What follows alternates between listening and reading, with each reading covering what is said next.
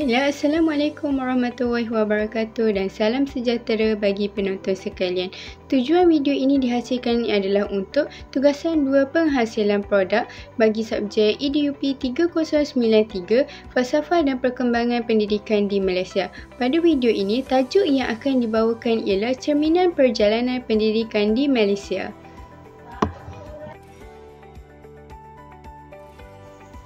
Baiklah, berdasarkan isi kandungan yang dipaparkan, terdapat 3 poin utama yang akan diterangkan oleh orang yang berbeza.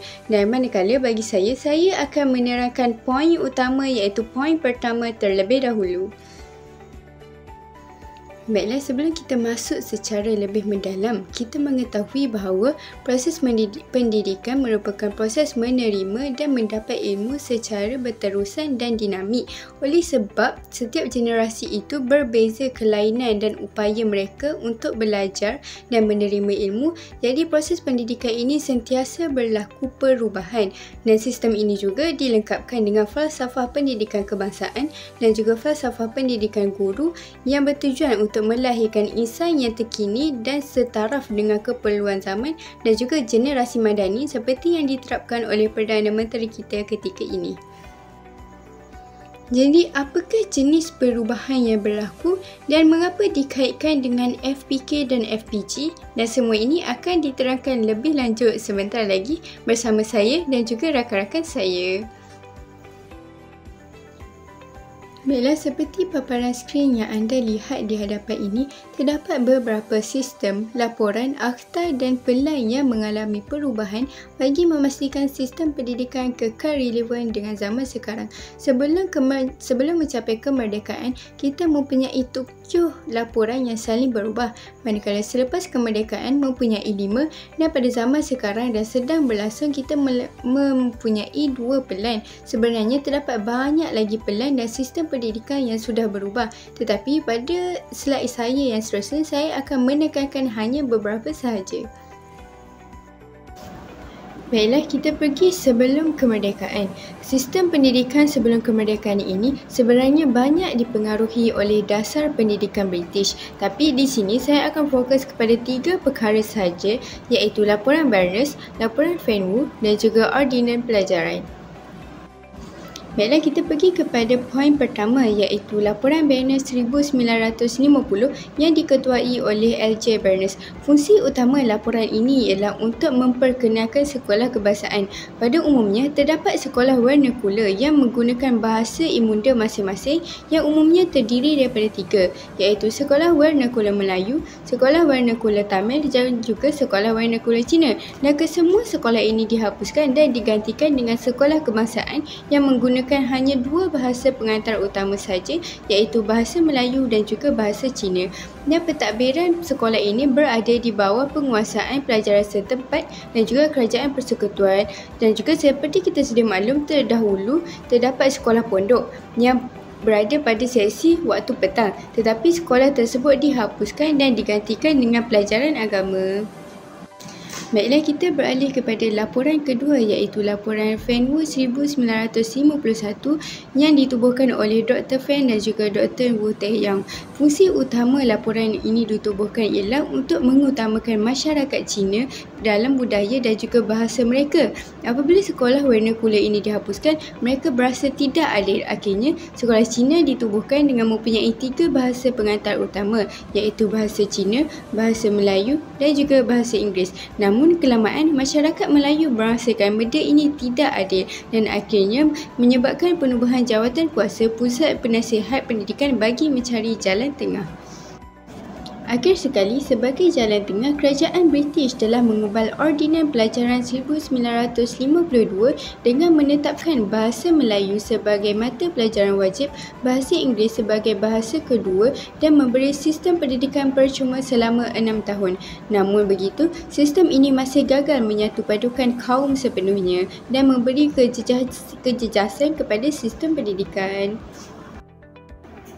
Selepas merdeka, kerajaan mula memberi tumpuan serius terhadap pembinaan sistem pendidikan yang lebih tersusun dan berpaksikan perpaduan nasional sebagai salah satu langkah yang terawal dan yang terpenting iaitu pengenalan Penyata Razak pada tahun 1956 yang diperkenalkan oleh Allahyarham Tun Abdul Razak yang juga dikenali sebagai Perdana Menteri ketika itu.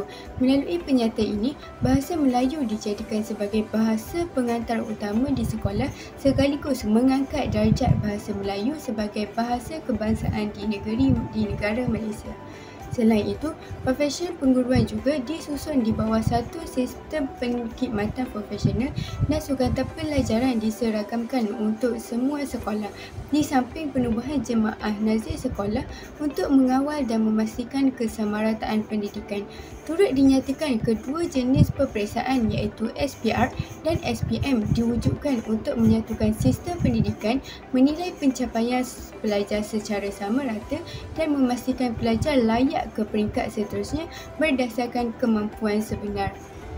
Kemudian, pada tahun 1961, kerajaan mengubal Akta Pendidikan berasaskan cadangan daripada Penyata Razak dan juga laporan Rahman Talib. Melalui akta ini, sistem pendidikan negara disusun dengan lebih teratur dan menyeluruh. Antara pembaharuan penting yang diperkenalkan ialah dua jurusan utama di peringkat menengah iaitu akademik dan vokasional. Langkah ini dibuat kerana kerajaan menyedari bahawa tidak semua pelajar cenderung ke arah akademik semata-mata. Ada yang lebih berbakat dalam kemahiran dan praktikal. Akta ini juga dikatakan mandat untuk mewujudkan sistem pendidikan bercorak kebangsaan kerana ia merupakan undang-undang rasmi pertama selepas merdeka yang benar-benar menyatukan pelbagai aliran pendidikan di negara ini di bawah satu sistem kebangsaan. Seterusnya, pada tahun 1979, kerajaan menubuhkan laporan jawatan kuasa kabinet untuk mengkaji pelaksanaan dasar pelajaran yang dikuasai oleh Tun Dr. Mahathir Mohamad. Laporan ini digubal untuk menilai sejauh mana dasar pendidikan sedia ada benar-benar mencapai matlamat asalnya, terutamanya dari segi kualiti dan perpaduan. Menurut laporan ini, kerajaan menekankan bahawa pendidikan bukan hanya tentang pencapaian akademik semata-mata tetapi juga tentang pembentukan sasiah dan nilai moral. Inilah titik permulaan kepada pengubahan falsafah pendidikan negara FPN yang juga menekankan keseimbangan antara perkembangan intelek, rohani, emosi dan jasmani. Selain itu, laporan ini juga memperkenalkan penambahbaikan dalam sistem kurikulum dan kurikulum supaya pelajar daripada pelbagai kaum dapat bergaul dan bekerjasama melalui aktiviti di luar bilik darjah. Subjek sejarah pula mula diberi penekanan sebagai usaha menanam semangat cintakan negara dan juga mengenal jati diri bangsa. Baiklah, itu sahaja daripada saya. Seterusnya kita pergi kepada pembentangan lain. Baiklah, kita pergi kepada pembentangan saya yang seterusnya. Kalau kita lihat selepas kemerdekaan, sistem pendidikan di Malaysia ini memang banyak berubah, terutamanya dari segi kurikulum. Antara perubahan yang saya akan nyatakan ialah dua, iaitu pengenalan kurikulum standard sekolah rendah atau KSSR pada tahun 2011 dan kurikulum standard sekolah menengah atau KSSM pada tahun 2017. Untuk KSSR yang pertama, tujuan utamanya ialah untuk mengukuhkan asas pendidikan rendah supaya murid bukan sahaja cemerlang dalam pelajaran tetapi juga bersedia hadapi abad ke-21. Dalam kurikulum ini, pembangunan murid dilihat secara menyeluruh, bukan hanya kepada keputusan peperiksaan tetapi meliputi intelek, rohani, emosi dan jasmani. Malah kemahiran berfikir aras tinggi atau kita sebut sebagai kebat juga ditekankan. Kalau dulu kita sering perasan penilaian murid ini bergantung kepada peperiksaan sama ada markah mereka tinggi atau rendah, tetapi KSSR memperkenalkan sistem pentaksiran berasaskan sekolah atau PBS. Jadi penilaian dibuat secara berterusan atau bukan hanya bergantung kepada keputusan akhir saja. Manakala, bagi KSSM yang diperkenalkan pada tahun 2017 pula, fokusnya lebih kepada kemahiran abad ke-21 dan pengalaman murid tersebut seperti komunikasi, kolaborasi, pemikiran kritis dan penyelesaian masalah yang memberi peluang kepada pelajar peringkat menengah untuk belajar melalui aktiviti yang lebih interaktif dan berasaskan pengalaman sebenar. Secara keseluruhannya, kedua-dua kurikulum ini menunjukkan bagaimana pendidikan di Malaysia sentiasa ditambah baik untuk melahirkan generasi yang seimbang, berilmu dan mampu menyesuaikan diri dengan perubahan dunia masa kini. Kita pergi kepada pembentangan saya yang terakhir, iaitu apabila negara mula memasuki abad ke-21, sistem pendidikan negara sekali lagi melalui transformasi besar yang dipanggil sebagai Pelan Pembangunan Pendidikan Malaysia atau ringkasnya PPM yang dilaksanakan dari tahun 2013 hingga tahun 2025. Pelan ini dirangka sebagai usaha jangka panjang untuk memastikan pendidikan di Malaysia setanding dengan standard antarabangsa. Fokus utama pelan ini bukan hanya kepada keputusan peperiksaan seorang murid tersebut, tetapi kepada pembelajaran yang menyeluruh, termasuk pembangunan pendidikan, kemahiran, sasiah dan nilai murid. Ia juga menekankan keperluan pendidikan digital bagi menghadapi dunia yang semakin berasaskan teknologi. Seperti yang kita tahu, dunia pada zaman sekarang memerlukan teknologi dalam semua bidang. Jadi ia amat wajar untuk memastikan semua murid tahu bagaimana cara untuk menggunakan teknologi. PPM juga dilaksanakan di dalam 3 fasa ataupun gelombang. Gelombang pertama memberi tumpuan pada penambahbaikan sistem sedia ada, manakala gelombang kedua meningkatkan kualiti pengajaran dan pembelajaran secara menyeluruh, dan gelombang ketiga pula menumpukan usaha mencapai kebercemerlangan pendidikan bertaraf antarabangsa. Jadi itulah antara perubahan sistem pendidikan yang berlaku saban hari. Dan seterusnya, apakah pula punca ataupun kesan apabila sistem pendidikan ini mengalami perubahan, dan hal ini akan diterangkan oleh sahabat saya yang seterusnya. Sekian, terima kasih. Baiklah, nama saya Nur Ifah Abdul Rahman. Jadi, anda semua telah mendengar mengenai pengenalan apa itu latar belakang sistem pendidikan di Malaysia, sistem pendidikan sebelum kemerdekaan dan juga sistem pendidikan selepas kemerdekaan. Jadi, saya pula akan menerangkan mengenai falsafah pendidikan. Jadi, apa itu falsafah pendidikan? Mari kita lihat terlebih dahulu. Falsafah pendidikan ni ialah kerangka yang memandu pengembangan sistem pendidikan dan menentukan pendekatan pengajaran serta pembelajaran. Perkara ini mencerminkan nilai, kepercayaan dan juga tujuan yang ingin dicapai dalam proses pendidikan. Jadi, falsafah pendidikan ini senang kata, kita jadikan ia sebagai rujukan bagaimana untuk membentuk pendidikan yang lebih sistematik. Jadi, rangka kita lah untuk membentuk sistem pendidikan. Jadi, falsafah pendidikan di Malaysia ini mempunyai dua, iaitu falsafah pendidikan kebangsaan FPK dan juga falsafah pendidikan guru FPG, di mana kedua-dua ini memainkan peranan penting lah, saling melengkapi antara satu sama lain. Jadi tak boleh kalau FPK saja ada tapi FPG tak ada. Dia kena bergerak seiring antara kedua-duanya, barulah dapat membentuk sistem pendidikan yang sistematik. Jadi mari kita lihat apa itu FPK dan juga apa itu FPG. Jadi ringkasan dia, falsafah pendidikan kebangsaan FPK terlebih dahulu, di mana membentuk insan seimbang dari segi intelek, rohani, emosi dan juga jasmani. Senang kata, ringkasan dia ialah jeris. Maksudnya J itu ialah jasmani, E itu ialah emosi, R itu ialah rohani, I itu ialah intelek dan S itu ialah sosial. Di mana kita nak murid kita ni bukan hanya hebat dari segi akademik, tetapi hebat juga dari aspek-aspek yang lain. Aspek apa? Iaitu aspek yang saya sebut tadi dah, rohani, emosi, jasmani dan sebagainya. Jadi kita ni nak lahirkan murid yang seimbang dalam semua aspek. Macam tu. Jadi FPK ni ia lebih fokus kepada pelajar. Jadi seterusnya kita lihat apa itu pula FPG. Jadi FPG ni adalah falsafah pendidikan guru, di mana ia menekankan peranan guru sebagai pendidik yang berilmu, berakhlak dan profesional. Jadi FPG ni fokus kepada guru. Senang kata, kenapa tanpa FPG, FPK tak boleh bergerak, kerana gurulah yang akan membentuk murid tersebut. Jadi kita nak pastikan kita dapat melahirkan guru-guru yang punya sifat-sifat yang seperti yang dikatakan tadi, iaitu berilmu, berakhlak dan juga profesional. Jadi senang kata sistem pendidikan tidak akan lengkap tanpa murid yang seimbang dan juga guru yang berwibawa. Jadi di sinilah FPK dan juga FPG bertindak sebagai dua tiang seri pendidikan negara. Jadi itulah sebab kenapa kedua-duanya penting. Tak boleh kalau ada FPK saja tapi FPG tak ada.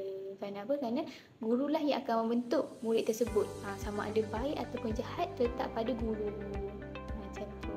Jadi, seterusnya, mari kita lihat apa itu falsafah pendidikan kebangsaan FPK, iaitu di mana FPK ni bertujuan untuk membangunkan individu secara holistik dalam aspek intelek, rohani, emosi dan jasmani. Pendidikan di Malaysia ini menekankan usaha yang berterusan untuk melahirkan rakyat yang berilmu, berakhlak tinggi dan bertanggungjawab selaras dengan kepercayaan kepada Tuhan. Jadi, kalau kita perasan di dalam slide tersebut terdapat highlight warna, terdapat perkataan yang berwarna hijau. Jadi hijau tu sebenarnya ialah prinsip-prinsip falsafah pendidikan kebangsaan. Jadi apa itu prinsip falsafah pendidikan kebangsaan? Yang kita lihat terdapat 4 prinsip, iaitu pendidikan ialah satu usaha berterusan, yang kedua ialah percaya dan patuh kepada Tuhan, ketiga mengembangkan potensi individu, keempat ialah berilmu dan juga berakhlak mulia. Jadi mari kita lihat satu persatu.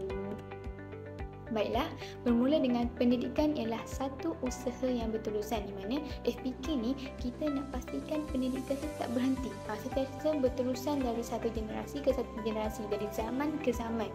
Macam tu, senang kata tak lapuk dek hujan, tak lekang dek panas. Jadi perlu menyesuaikan dengan pelbagai perubahan kepada pengurusan pengetahuan dengan kemahiran dan pengetahuan terkini. Jadi seperti kita tahulah, zaman sekarang kan semakin canggih. Jadi kita nak sistem pendidikan kita ni seiring dengan perkembangan teknologi dan juga seiring dengan perkembangan zaman. Maksudnya kita nak pastikan pendidikan kita ni ialah satu usaha yang berterusan. Sentiasa kita baik pulih dari hari ke hari, dari minggu ke minggu, dari bulan ke bulan, dari tahun ke tahun. Macam tu. Untuk apa? Untuk melahirkan murid yang lebih berwibawa, berkualiti dan juga dapat memberikan sumbangan kepada individu, kepada dia sendiri, masyarakat dan juga negara. Itu yang pertama. Yang kedua, kenapa kita nak wujudkan FPK ni? Kerana kita nak wujudkan sifat percaya dan juga patuh kepada Tuhan, iaitu dapat mengawal diri agar tidak melakukan kejahatan, penting kerana terkandung dalam rukun negara. Seperti kita tahulah, rukun negara kita antaranya kepercayaan kepada Tuhan. Jadi kita nak pastikan FPK murid kita ni mempunyai sikap percaya dan juga patuh kepada Tuhan. Kenapa perlu ada sikap tu? Kenapa kita nak tanamkan sikap-sikap sedemikian? Kerana kita nak pastikan murid kita ni lebih bermoral. Maksudnya dia tidak akan membuat kejahatan lah, kerana dia tahu apa yang baik dan juga apa yang jahat. Macam tu.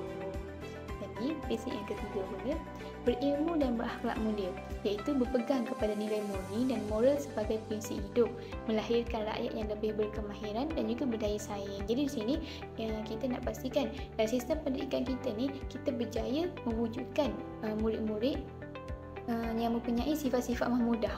Sifat mahmudah ni seperti yang saya katakan tadi lah, dia mempunyai sifat-sifat yang baik. Macam mana contoh sifat yang baik? Beradab, saling tolong menolong, kutip sampah ke, macam tu. Jadi kita nak wujudkan ni, bagaimana kita nak wujudkan? Bermula di bangku sekolah. Sebab tu dalam prinsip yang ketiga ni, wujudnya berilmu dan berakhlak mulia. Bukan hanya sekadar ada ilmu, tapi kita juga nak dia beradab dan juga mempunyai akhlak-akhlak yang baik. Macam tu. Seterusnya, yang akhir sekali ialah mengembangkan potensi individu, di mana merangkumi segi jasmani, emosi, rohani dan juga intelek, iaitu memastikan pembangunan yang menyeluruh. Maksudnya kita nak wujudkan murid yang seperti yang saya katakan tadi, iaitu murid yang mempunyai jeris, iaitu jasmani, emosi, rohani, intelek dan juga sosial lah. Maksudnya kita nak dia membangun dalam semua aspek, bukan hanya dalam satu aspek je. Bukan hanya sekadar bijak tapi kurang adab, tak nak. Kita nak dia bijak, baik, bagus, aktif dalam sukan, dapat mengawal emosi dan sebagainya. Macam tu. Jadi kita nak pastikan dia berlakunya pembangunan yang menyeluruh dalam kehidupan murid tersebut. Jadi itu adalah prinsip falsafah pendidikan kebangsaan. Baiklah, seterusnya mari kita lihat falsafah pendidikan guru pula, iaitu FPG, di mana guru yang berpekerti mulia, berpandangan progresif dan saintifik, bersedia menjunjung aspirasi negara serta menyanjung warisan kebudayaan negara, menjamin pembangunan individu dan memelihara suatu masyarakat yang bersatu padu, demokratik, progresif dan juga berdisiplin. Jadi Mari kita lihat satu persatu apakah itu prinsip falsafah pendidikan guru iaitu FPG. Jadi prinsip ini mempunyai 5. Iaitu perwatakan yang mulia, berpandangan progresif dan saintifik, menjunjung aspirasi negara, menyanjung warisan kebudayaan negara dan juga pembangunan individu dan peningkatan masyarakat yang bersatu, demokratik, progresif dan juga berdisiplin. Jadi, mari kita lihat satu persatu. Yang pertama sekali ialah perwatakan yang mulia. Di mana kita nak wujudkan, ingat FPK ni untuk murid, FPG ni untuk guru. Jadi prinsip FPG yang pertama ialah perwatakan yang mulia, di mana kita nak wujudkan guru juga mempunyai sifat-sifat yang mulia. Bukan sekadar murid je, guru pun kita kena wujudkan sifat-sifat yang baik lah. Di mana guru mestilah sentiasa meletakkan murid, ibu bapa, masyarakat dan negara sebagai kepentingan utama, bersikap adil tanpa mengira asal-usulan. Jadi guru ni, kita nak guru ni bukan hanya kalau contohlah anak tu orang kaya, dia bagi layanan lebih sikit, yang miskin tidak. Tak nak, kita nak ada adil sama ada kaya atau miskin, bijak atau pandai. Kita nak wujudkan, kita nak terapkanlah sistem pendidikan dalam diri dia, belajar macam tu. Jadi guru ni kena adil lah untuk murid, ibu bapa, masyarakat dan juga negara macam tu. Baiklah, seterusnya yang kedua ialah pemandangan progresif dan saintifik, di mana mempunyai kemahiran yang kehadapan. Maksudnya kita nak guru ni dia melangkau lebih ke hadapan dari orang lain. Maksudnya sebab kita tahu sekarang ni teknologi canggih. Jadi guru ni perlu mainkan peranan penting untuk terlebih dahulu mengetahui bagaimana untuk mengawal teknologi, bagaimana untuk menggunakan teknologi. Jadi guru tersebut kena terlebih dahulu mengetahui sebelum orang lain. Kenapa? Kerana dia nak ajar murid tersebut bagaimana untuk masukkan teknologi dalam pembelajaran. Macam tu. Kerana sekarang nak belajar semuanya perlu menggunakan internet. Jadi guru lah perlu mainkan peranan penting bagaimana untuk murid tersebut dapat menyeimbangkanlah antara teknologi dan juga pelajaran. Jadi meningkatkan kemahiran dan pengetahuan selaras dengan perkembangan pendidikan. Maksudnya macam saya kata tadi lah, dia kena pada segi teknologi dia kena tahu terlebih dahulu. Macam tu. Baiklah, yang seterusnya ialah menjunjung aspirasi negara, di mana mendahulukan kepentingan negara dalam melaksanakan tugasan. Pendidikan merupakan peneraju kepanjangan negara. Jadi dia perlu pastikan, maksudnya macam amanah lah.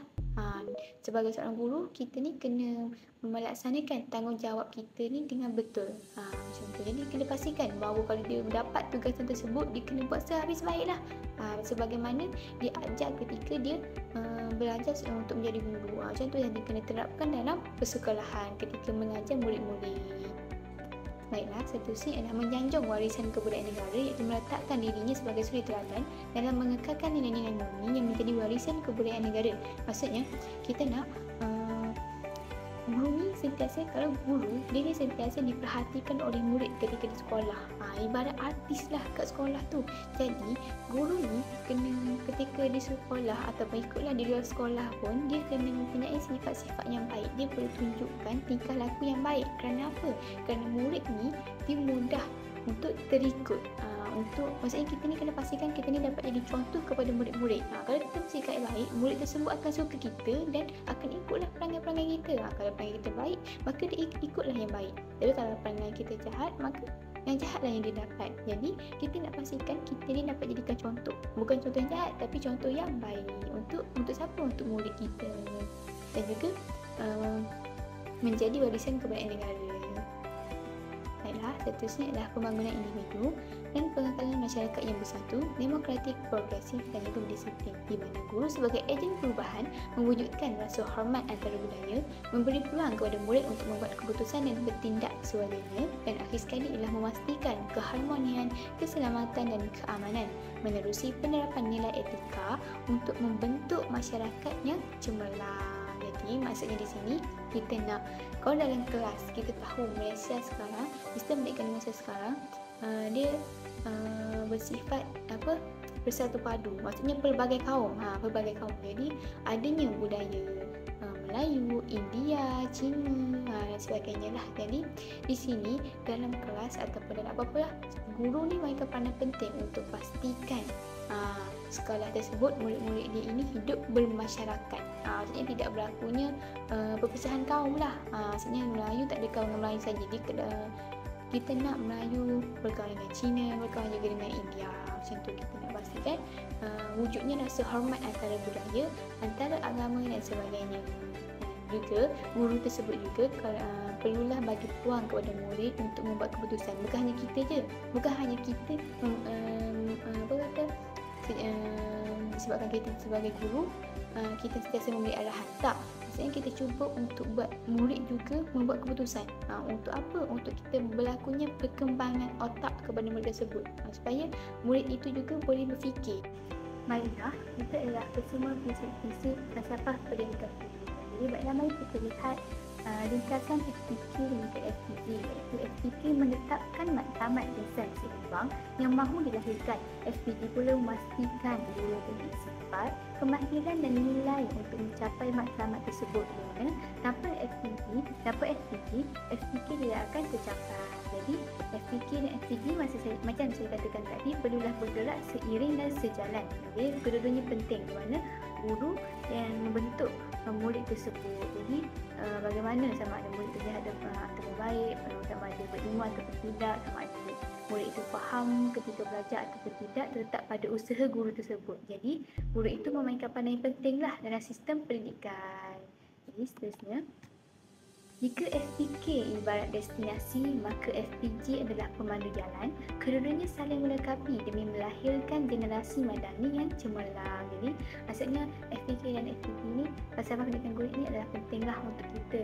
Dan prinsip-prinsip tersebut juga mempunyai sebab sendirilah kenapa prinsip tersebut adalah untuk murid yang seimbang, murid yang bertamadun, murid yang dapat mempunyai aspek yang menyeluruh, dan juga termasuklah FPG, iaitu falsafah pendidikan guru. Jadi itu sahaja daripada saya. Saya serahkan pula kepada kawan saya seterusnya untuk penerangan yang selanjutnya. Terima kasih. Baiklah, seterusnya saya akan menerangkan mengenai analisis hubungan falsafah pendidikan kebangsaan dan falsafah pendidikan guru. Mari kita lihat pada slide. Falsafah pendidikan kebangsaan dan falsafah pendidikan guru masing-masing mempunyai hubungan yang saling melengkapi dalam usaha memartabatkan tahap pendidikan di Malaysia, iaitu kedua falsafah ini adalah berperanan dalam memartabatkan sistem pendidikan di Malaysia supaya sistem pendidikan itu relevan dan sentiasa lancar sahaja. Dan analisis ini dia terbahagi pada 3 aspek yang kita boleh analisiskan, iaitu termasuklah hubungan integral dan simbiotik, konsep dasar dan juga implikasi terhadap pendidikan masa kini. Baiklah, seterusnya kita akan melihat dengan lebih mendalam mengenai hubungan antara konsep dasar falsafah pendidikan kebangsaan dan falsafah pendidikan guru.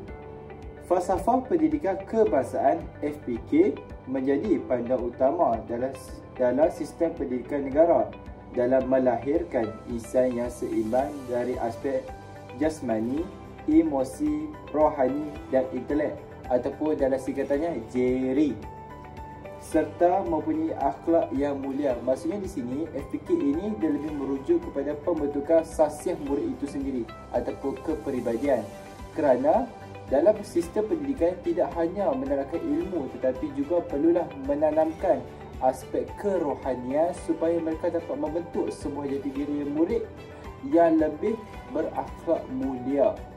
Dan seterusnya kita melihat kepada falsafah pendidikan guru, iaitu mengkhususkan dalam melahirkan guru yang kompeten dan bertanggungjawab dalam membentuk generasi yang mempunyai sasiah dan potensi yang seimbang, iaitu JERI tadilah. Tetapi falsafah pendidikan guru ini lebih merujuk kepada guru itu sendiri. Dan macam manakah kerajaan ini membentuk ataupun melahirkan guru yang kompeten dan berdedikasi dalam membimbing ataupun menjadi fasilitator yang akan mengajar dan akan membina sebuah generasi yang mampan di masa yang akan datang. Sebab itulah saya katakan bahawa FPK dan FPG ini saling berkait rapat. Baiklah, kita lihat kepada analisis kepada hubungan yang seterusnya, iaitu hubungan antara integral dan simbiotik. Integral ni dia melibatkan hubungan yang secara menyeluruh. Maksudnya tidak menekankan kepada satu aspek tetapi menyeluruh. Kita lihat dari aspek FPK dahulu, iaitu FPK menjadi asas kepada seluruh sistem pendidikan negara merakumi pembangunan kurikulum, pelaksanaan dasar dan objektif pendidikan.